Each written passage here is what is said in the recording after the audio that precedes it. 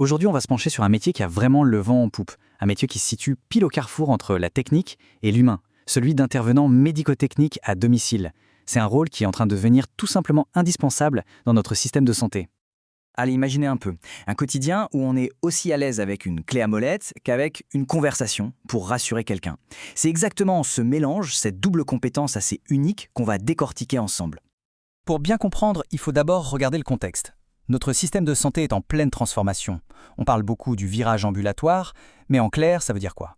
Ça veut dire que les soins à domicile explosent. Le constat, il est assez simple en fait. Les séjours à l'hôpital sont de plus en plus courts, les patients retournent chez eux bien plus vite qu'avant, mais souvent ils ont un besoin vital de matériel médical pour continuer à se soigner correctement. Et c'est ce besoin-là qui crée toute une nouvelle demande et donc de nouveaux métiers. Alors, qui s'occupe de ça? Eh bien, ce sont les prestataires de santé à domicile, les fameux PSAD. Pensez à ces entreprises comme les piliers du maintien à domicile. Ce sont elles qui fournissent le matériel, qui l'installent et qui assurent tout le suivi. Et vous vous en doutez, ce sont elles qui cherchent désespérément les profils dont on va parler. Bon, alors c'est quoi exactement ce fameux métier? Attention, on oublie tout de suite les clichés. On ne parle pas d'un simple livreur qui dépose un carton devant la porte et on ne parle pas non plus d'un soignant qui va faire des piqûres. Non, la réalité est beaucoup plus subtile et intéressante que ça. Et le voici. IMTAD, ça veut dire intervenant médico-technique à domicile. C'est la personne qui fait le pont entre un équipement médical parfois super complexe et le quotidien d'un patient. Ses missions sont très claires. Il va installer le matériel, il va expliquer comment ça marche au patient, à sa famille, et après il va s'occuper du suivi, de la maintenance. Et quand on parle de matériel, de quoi s'agit-il exactement? Eh bien, on parle de choses qui peuvent littéralement changer la vie de quelqu'un. Ça peut être des lits médicalisés qu'il faut parfois réussir à monter dans des pièces toutes petites, des appareils à oxygène qui sont vitaux, ou même des fauteuils roulants qui arrivent en kit et qu'il faut être capable de monter. Et c'est vraiment là qu'on voit les deux facettes du job. D'un côté, il y a le technicien, il faut être débrouillard, savoir bricoler, réparer un truc en urgence, et même gérer son stock sur une tablette. Et de l'autre côté, il y a l'humain, il faut savoir expliquer très simplement comment marche un appareil compliqué, savoir rassurer une personne qui est peut-être angoissée, et surtout être d'une discrétion absolue. Cette citation, elle résume tout en fait. Le mot le plus important, c'est la confiance.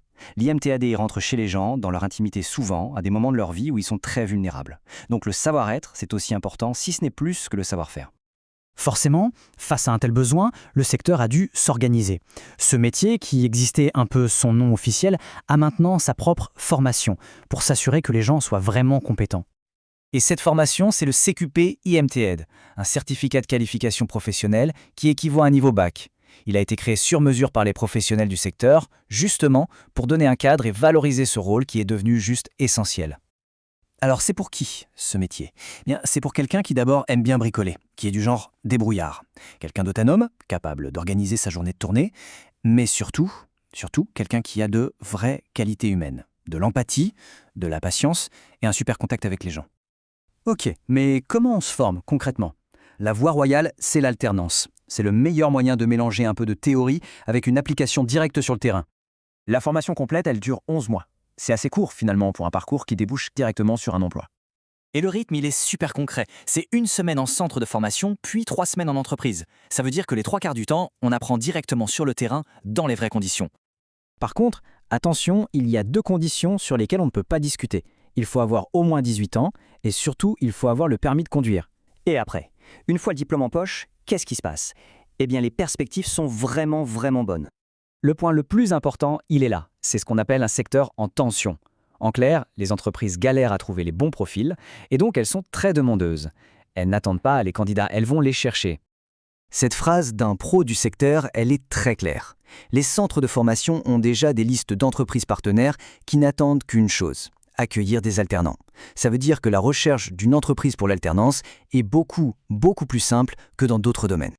Allez, on parle argent. Pour un débutant qui sort avec ce CQP, le salaire de départ, d'après la grille officielle de la profession, il se situe entre 1 900 et 2 000 euros bruts par mois. En résumé, le métier d'IMTAD, c'est bien plus qu'un simple boulot. C'est vraiment l'occasion de devenir un acteur clé du bien-être des gens, en étant à la fois technicien et humain. Alors, la vraie question, c'est qui est prêt à relever ce défi et à devenir ce fameux maillon essentiel du soin à domicile?